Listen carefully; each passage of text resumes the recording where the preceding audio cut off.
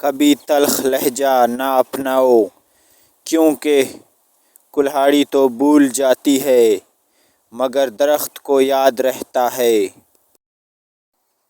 وہ گدھا جس پر کتابوں کا بوجھ لدا ہو اس آدمی سے بہتر ہے جو سمجھے بغیر لفظ دہراتا ہو۔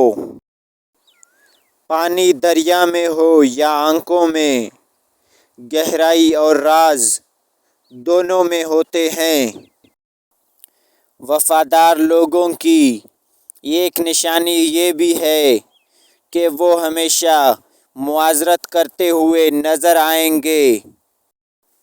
جب تم کسی کو اپنا دوست بناؤ تو اپنے دل میں ایک قبرستان بھی بنا لو جہاں تم اس کی برائیاں دفن کر سکو۔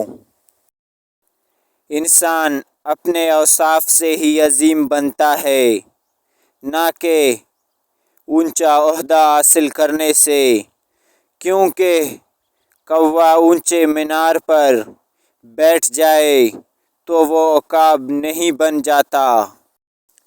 اپنے آپ کو چھوٹا نہ سمجھو، تم بے خودی کے عالم میں خود ایک کائنات ہو۔ دولت قریب آتی ہے تو 5 چیزیں خواب میں نظر آنا شروع ہو جاتی ہیں۔ نمبر 1، خواب میں آگ سے آگ اٹھانا۔